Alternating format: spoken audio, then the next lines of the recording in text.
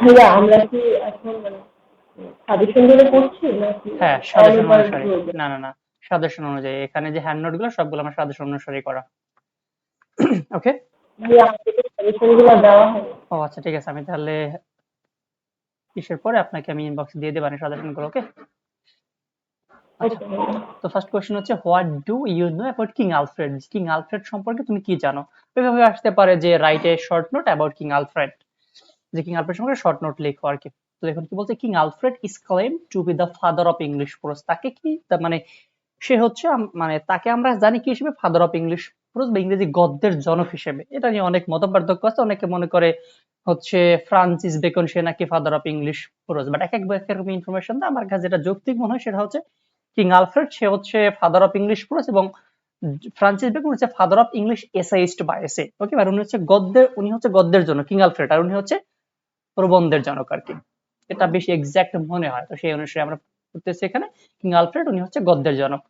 Alfred when he became the king of Wessex, উনি যখন Wessex নামক একটা ইংল্যান্ডের জায়গা সেখানকার রাজা হয়, found the people of the country ignorant, তখন উনি কি দেখতে পায়, ওনার এলাকার লোকজন হচ্ছে মূর্খ টাইপের, মানে অতটা অক্ষর জ্ঞান তাদের মধ্যে নেই।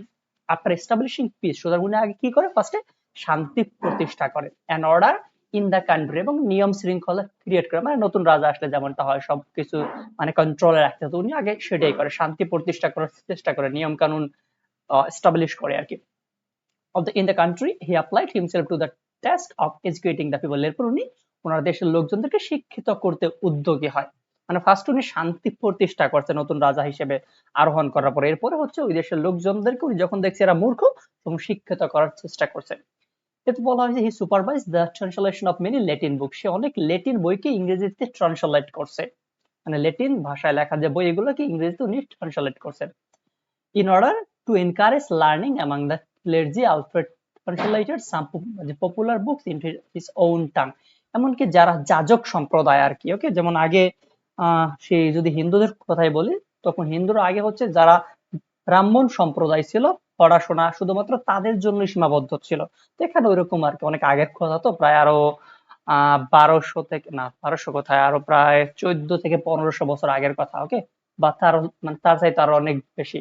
সো সেই সময় উনি যখন রাজা হয় তখন উনি ভাবে যে যারা ক্লেরজিম্যান আর কি, বা ক্লেরি শব্দ যাজক, চার্চের যারা যাজক থাকে বা আমরা বলি পাদ্রী আর কি, তো এদেরকে উনি হচ্ছে বেশ কিছু বই ট্রান্সলেট করে পড়াশোনার জন্য দেয়। মানে ফার্স্টে তো সবাইকে শিক্ষিত করা সম্ভব না, ধাপে ধাপে আর কি।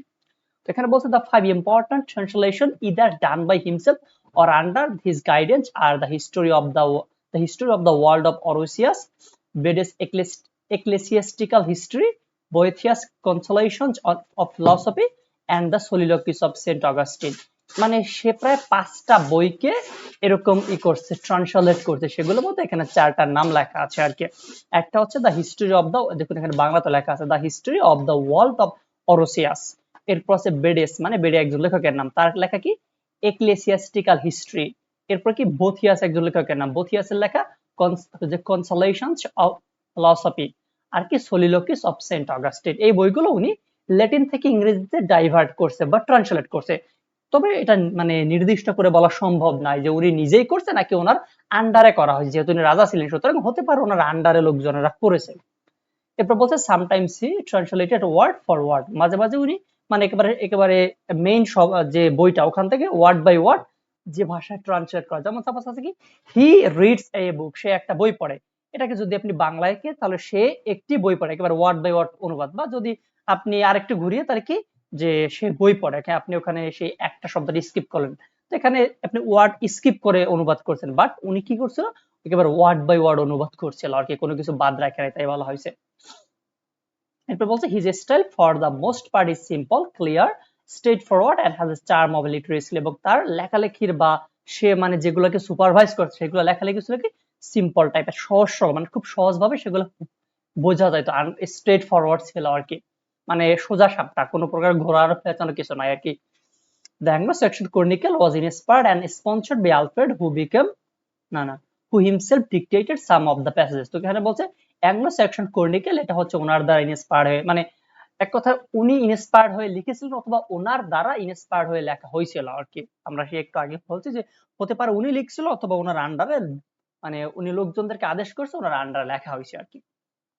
তো এরপর বলা হয়েছে যে the chronicle was the first national continuous history of A western nation in its own language. মানে পশ্চিমা সংস্কৃতি বলতে আমরা যা বুঝি বা পশ্চিমা সমাজ বলতে যা বুঝি, স্পেশালি সেই সময় ইংল্যান্ডে, তো সেই মানে ওই তৎকালীন সময় ইংল্যান্ডের জাতির যে ইতিহাস, সেই ইতিহাস সম্পর্কিত অন্যতম শুরুর দিকে নিজেদের ভাষায় লেখা একটা বই হচ্ছে অ্যাংলো স্যাক্সন ক্রনিকল। এরপর বলছে it is the oldest document of English pros record, যেটা কি ইংলিশ গদ্য সাহিত্যের পুরাতন একটা মানে তথ্য বলতে পারেন বা পুরাতন একটা বই। এখানে তথ্য না বলে বই বললে আরো বুঝতে সুবিধা হবে। The history of England from the time of Roman occupation to the middle of the 12th century. এবং এখানে সেই রোমানরা যে সময় থেকে সিংহাসনে আরোহণ করে এখান থেকে শুরু করে প্রায় 12 শতাব্দী পর্যন্ত ঘটনাবলী এই বইতে উল্লেখিত আছে। দেন বলছে from the literary point of view, সাহিত্যিক বৈশিষ্ট্য থেকে, it was the first great book in English prose. যে ইংরেজি গদ্য লেখা, এটা ছিল মানে একেবারে প্রথম দিকের একটা বই বা অনেক ভালো একটা বই, যেহেতু ফার্স্ট টাইম গদ্যে লেখা হয়েছে, তাছাড়া ইংরেজি জাতির ইতিহাস সম্পর্কে, সুতরাং অনেক ফেমাস একটা বই এটা।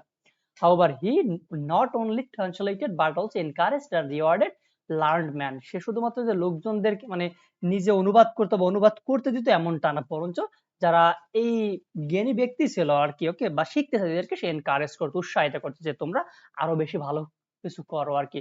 এক কথায় সে দরকার হয় টাকা দিয়ে হেল্প করতো বা যেভাবে হেল্প করতো, যাতে করে অ্যাটলিস্ট ওনার এলাকার লোকজন আরো বেশি শিক্ষিত হয়। লাস্টে বলা হয়েছে he has become a patron of the scholar. সে কি স্কলার বা শিক্ষিত ব্যক্তিদের একজন পৃষ্ঠপোষকে রূপান্তরিত হয়। মানে এক কথায় অনেক জ্ঞানী ব্যক্তিরা তাকে অনুসরণ করতে আরম্ভ করে।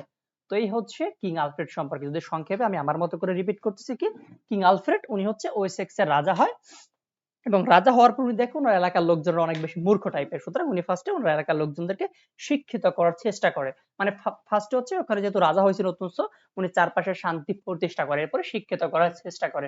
এবং উনি অনেক বই অনন্য ভাষা থেকে ইংরেজি ভাষায় ট্রান্সলেট করেছিল, তো ওনার দেশের লোকজন, যেমন আমরা সবাই বাঙালি, এখন যদি সেই চায়নার যে ভাষা মান্দারিন ভাষা, ওই ভাষা যদি একটা বই এখন বাংলাদেশে আনে, কেউ কিন্তু বাংলাদেশে মানে অতটা কমন হবে না, বা যেহেতু বাংলাদেশ হচ্ছে বাঙালি, সুতরাং যদি বাংলাতে ওটাকে ট্রান্সলেট করা হয় তাইলে বাংলাদেশের লোকজন ভালো মতো পড়তে পারবে। এই জন্য উনি ওই কাজটাই করছিল যে অন্যান্য ল্যাঙ্গুয়েজ থেকে বই উনি ওনার নিজের দেশের ভাষায় ট্রান্সলেট করছিল, হতে পারে নিজে করছিল অথবা অন্যদের কর্তৃক করা হয়েছে, মানে ওনার আন্ডারে অন্যরা করেছিল আর কি। সেগুলোর মধ্যে এখানে বেশ কিছু বইয়ের নাম আছে, history of the world of Orosius Bede's ecclesiastical history, বহুত আছে, কনসোলেশন অফ ফিলসফি, তারপরে সোলিলোকুইজ অফ সেন্ট অগাস্টিন, এবং আরেকটা আছে অ্যাংলো স্যাক্সন ক্রনিকল আর কি। ওকে, সাধারণত মনে করে এটা উনিই লিখছেন আর কি, অথবা ওনার দ্বারা লেখা হয়েছে আর কি। ওকে, আর এই বইটা হচ্ছে ইংরেজি মানে তৎকালীন সময় ইংরেজি গদ্য সাহিত্যের বলতে পারেন ফার্স্ট ডকুমেন্ট টাইপের কিছু, এবং এখানে প্রায় 4 থেকে 500 বছরের ইতিহাস আছে।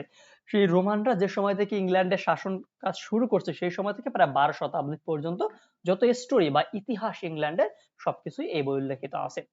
এবং উনি যে শুধুমাত্র লোকজন থেকে শিক্ষিত করতে চাইতো এমনটাই না, বরঞ্চ অনেক উৎসাহিত করতো, সেটা যে কোনো কিছু দিয়ে হতে পারে, টাকা পয়সা দিয়ে বা মেন্টাল সাপোর্ট, যেভাবে হোক না কেন, যার ফলে অনেক লোকজন ওনার পৃষ্ঠপোষক বা ফলোয়ার হয়েছিল। তো এই হচ্ছে কিং আলফ্রেড সম্পর্কে যে শর্ট নোট। এটা কি বুঝতে পারছেন ভালো মতো? জি ভাইয়া। আচ্ছা, ঠিক আছে।